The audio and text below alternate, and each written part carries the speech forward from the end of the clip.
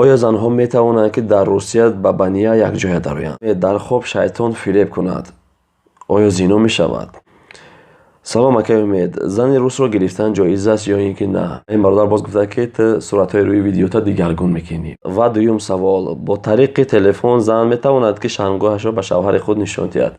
یک برادر نوشته که صدای امید برادر یک رپریست رپ بس کرده است، نامش فخ و رحمت الله تعالی و برکاته به کل بینندگان شبکه صدای امید و به کل مردمی که الحال ما را تماشا کرده ایستاده‌اید. خداوند نگهبان هر یک ما و شما باشد. موضوع امروزه ما درباره سوال و جواب ها است. همون سوال هایی که در اکران شما دیدگی هستین و چندین سوال های دیگر هم هست. خب برادران، سوال ها را شروع میکنیم. کدومش که دونستیم حتما به شما جواب میگردونیم و کدومش که نتونستیم میگیم که نمیدونیم خود علم است. خب السلام علیکم اکای امید جان، التماس با سوال من جواب بگردون. من یک مادر از غریبی از روزی که به اینترنت برآمده ویدیوهای شما رو تماشا میکنیم و خیلی چیزها رو آموختیم. یک سوال دارم، آیا زنها میتوانند که در روسیه به بنیه یک جای درویند؟ یعنی که بنیه های روس ها یک جای درویم؟ سلامت باشید مادر عزیز. این مادر سوال کرده است که آیا زنها میتوانند که در روسیه، شخصانی که مهاجرت دیدگی هستند، بنیه های روس ها را میدونن که چقدر گرم است، اونجا تپید میکنن، یعنی که گرم میکنن، یک جای در اومده آبازی میکنن. مادر سوال کرده است که آیا این اجازت هست یا اینکه نه؟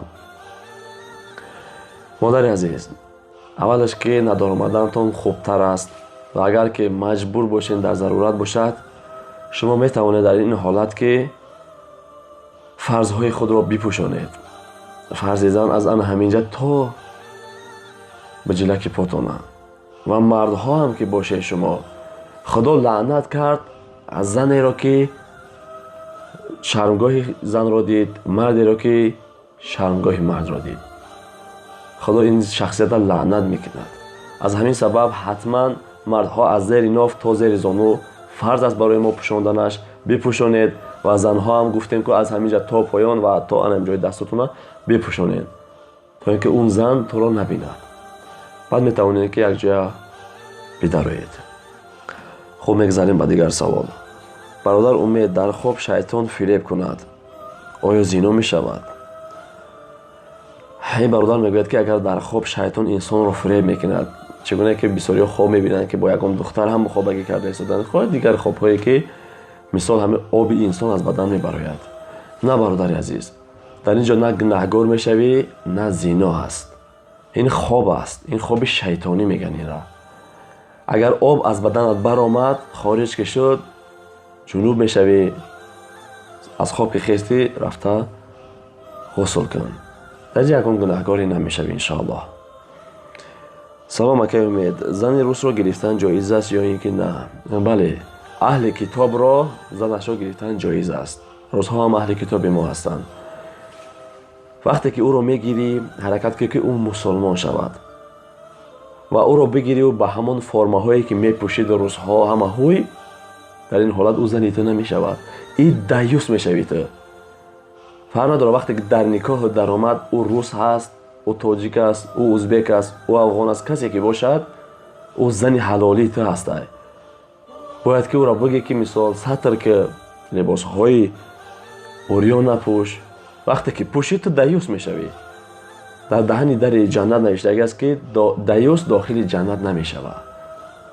همیشه سخت احتیاط کنید. یکی با شما تفسیر میتونم بهترین زن این زن تاجیک است، فراموش نکنید. صدای امید برات، آیا نوارای زنا یعنی همخوابگی دیگر ملت را تماشا کنیم چقدر گناه است؟ سلامت باشین. این برادر میگوید که نوارهایی که زن و مرد یک جای میشوند، خیلی دیگر ملت ها نامسلمان ها همه را تماشا کردن جایز است یا اینکه چقدر گناه میشود؟ گناهش در نزد خداوند است که چقدر گناه میشود. کسی که اگر همه نوارهای فحش و فاحشگی را تماشا میکند، با بعضیامون میگویم که این بدبختا را به این کار کردیستن. بدبخت ما اوتر میگن که همون را تماشا میکنیم. در گناه انا همون دو مراتب خوش میشوی، هم در تماشاش هم در نامه اعمال زنا نوشته میشود. وقتی که همون را تماشا میکنی او با همدیگر خواب کردیستن، گویا که تو همون کار کردیستی.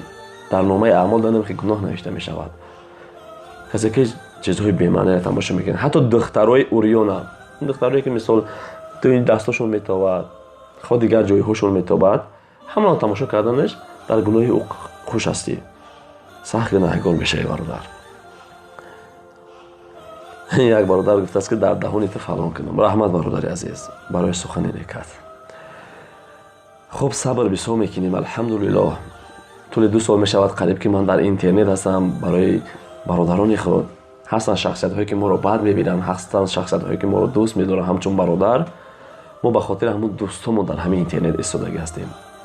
صبر کردیم. مادرمونم حقارت کردن، خواهرمونم، پدرمونم، خودمونم صبر کردیم، حرکت به پیش کردیم به خاطر الله.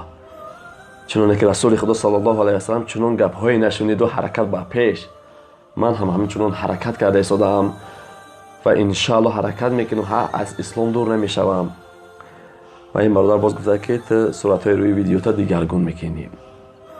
اکثریت چه بله، من خودم بگردن میگیرم اکثریت چه دیگرگون میکنم. با چی سبب؟ من یک قصه میکنم در اونجا کمک دیگرگون میکنم که انسان هایی که در اسلام نیستن همونها نزدیک بشوند. این هم یک دعوت به اسلام است. باز مگر نیستن قصه تماشا نمیکنن، 2000 3000 تماشا میکنن. اگر که از یک دیگر نیستن خطر بیا 15 20 هزار تماشا میکند، شاید که یک دو سه آدم عبرت گیرد همین برای با دیگر چیزها نرود و تا همین عبرت گیرد و بر بگردد. با این خاطر است، به خاطر دعوت مردم. بسیاری میگه برای سوم. هی برادر عزیز، ما تو اینقدر وقت ای یوتیوب خودگی نیستم. یوتیوب ما میلیون کار نمیکنم برادر. الحمدلله خدا مرا از همه جا میتید. شکرانه الله میکنم. و خدا دادگان بحث مگذار اونها را خدا داده است. اگر به برای من سوم لازم میشه من ویدیوهای فحش فاحشگی میکردم.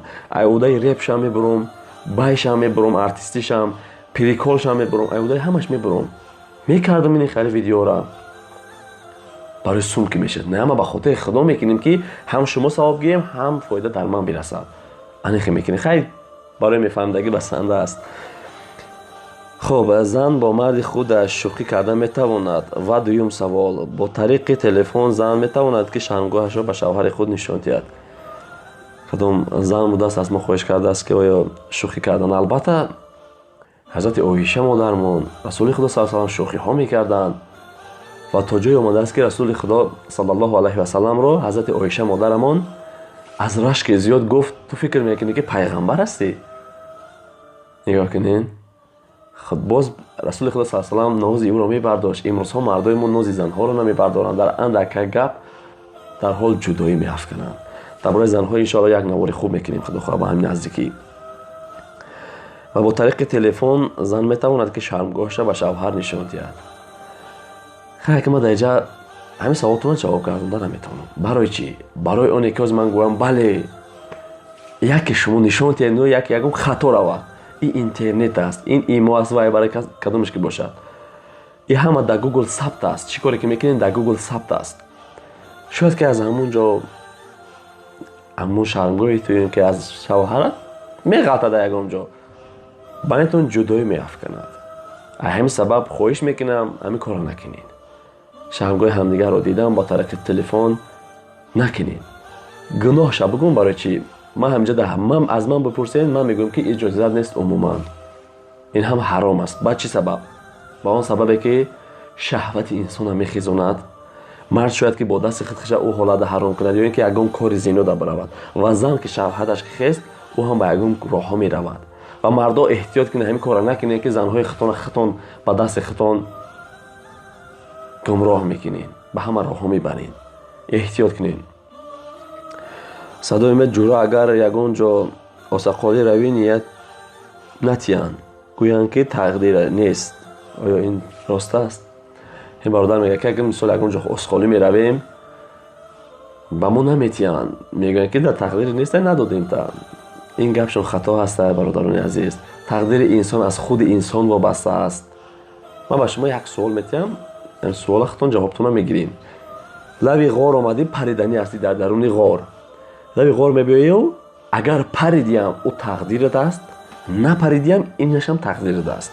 و این زن تو گرفتیم تقدیرت است، نگرفتیم تقدیرت است. خوب فهمیدیم با فکر من.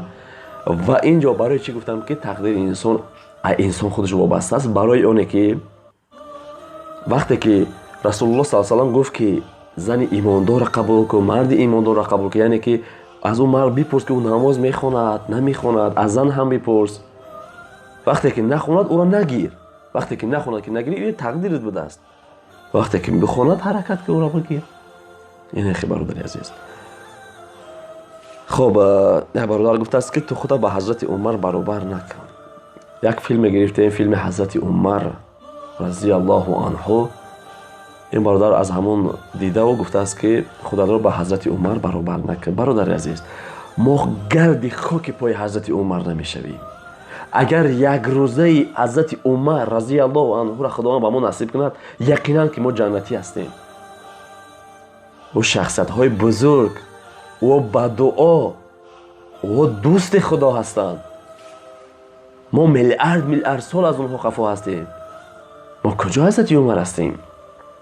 чаро ман худам ба ӯ баробар мекардам? бародари азиз, мо ӯро мегирем ки барои дигарҳо ибрат шавад ки замони ҳазрати Умар разияллоҳу анҳу на ҳамин хеле воқеаҳо гузаштааст. иншоаллоҳ ҳаракат мекунем филмҳои ҳазрати Умар разияллоҳу анҳу, ҳазрати Алӣ, Абу Бакр, Усмон, имоми аъзам ва чандин пайғамбарони дигар ва чандин соҳобаҳои дигара 5 минутаву 10 минутаву 20 минута баҳратон филм гирифта мегирем. хай инсоне ки бесавод бошад ба ӯ баҳс бефоида аст. чӣ бигем, чӣ нагемаш. ама як чиз дигарам бифаҳмонамта, ҳазрати Умар оё инсон набуд? ҳазрати Умар инсон нест. ӯ ҳам инсон аст, дар назди худованд ҳама як аст. аммо ӯ дӯсти худо аст, ӯ пайрави дини худо шуд, пайрави худо шуд. мо ӯ ту имрӯз ин қадар гуноҳ мекунем, боз худованде дорем ки меҳрабон аст, мо ӯро дӯст медорад. як бародар дигар гуфтааст ки модари одамеро фалон кунум, агар садои мета дашном метиҳад. астағфируллоҳ, бародари азиз, ту дӯсти ма, бародари ма бошӣ, дашном накун. оё ман диди ки дашном кардам шахсеро? ман ки дашном наметиҳам, ту ҳам дашном натиҳ бародар. аз пушти ман ягон касе ҳақорат накунед. бигзор онҳо маро дашном тиҳанд, ҳақорат кунанд, дизлайк монанд. ба фоидаи ман аст, на ба зарари ман. онҳо маро дашном метиҳанд, гуноҳи ман рехтан мегирад, гуноҳҳо маро гирифтан мегирад, савобуша маро додан мегирад. бигзор кардан ки ман парвоҳи надорам. ӯ инсонҳои дизлайк мемонанд, дар сухани худо расул мондастиянд. барои ман ӯ дизлайкшам фоида надорад, лайкшам фоида надорад. касе ки лайк мемонад мондан мегирад, касе дизлайк мемонад мондан мегирад. ин ихтиёрӣ аст бародарони азиз. ва ман ай лайку дизлайк чия эҳсос мекунам, ман касе ки мада лайк мемонам, ман медонам ки ин дӯсти май, бародари май, ин мусулмон аст. касе ки дизлайк мемонам, ман ӯро бародар хонда наметавонам, барои чи ки дар сухани пайғамбару дар сухани худованд ӯ дизлайк мемонад. ҳамин сабаб ман ӯро бародар хонда наметавонам. хай худованд ҳидоят кунад ҳар як шахсиятро. як бародар наистад ки садои мед бародар, як реперист репа бас кардааст, номаш Фах. ҳозир амри маъруф мекунад, лекин боз реперистҳоро дастгирӣ мекунад, яъне ки видеои онҳоро дар сообществои худаш мепартояд. дар бораи ягон чӣ мегуфтем? саломат бошед бародари азиз. ман хушҳол мешавам ки як реперист репа тоба мекунад ва барои худованд бармегардад. ман хеле хушҳол мешавам. худованд ҳидоят кунад ҳамаи реперистҳоро. алҳамдулиллоҳ қади кадом реперем ки мо навор кардам, оҳиста оҳиста ҳамон худаш айреп канд. ба он сабабе ки медонад ки чиз ҳаром асту мекунад, ин гунаҳгор мешавад.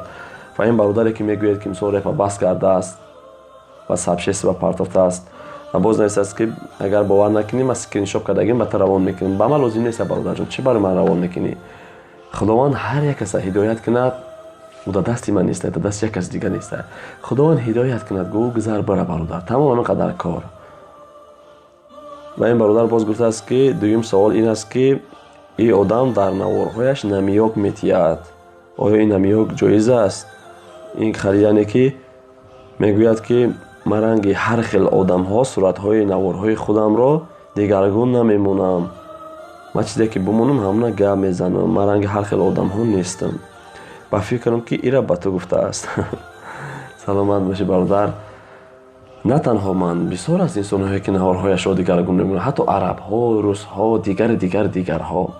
این برای دعوت اسلام، اساسا نیت برای دعوت اسلام است. دیگرگون میمونم یگون کس حقوق نداره در یک شخصیت گپ زدن. بازم میگم که برادری عزیز الله هدایت کنه و گذشته رفتن گیرین یگون کس از روی من خواهش میکنم نه حقارت کنین و نه یک چیز بگین اگر برادری من باشین. در کار نیست درباره من یک ویدیو نه، درباره من چندین ویدیوها شدگی است.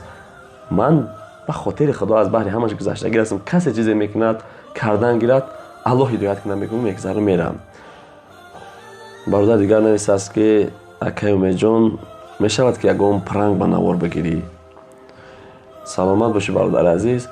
میشود البته یک تا گرفته بودیم به مردم خوش نآمد چون که میگوید که تو نوارهای اسلامی میکنی در تو نمیزی. بعد نکم راست میگویند من قبول کردم این گپ نه سبب من گرفته نمیگیرم لیکن انشاءالله میگیرم سوشال اکسپریمنت ها یعنی که یک چیز میسنجم.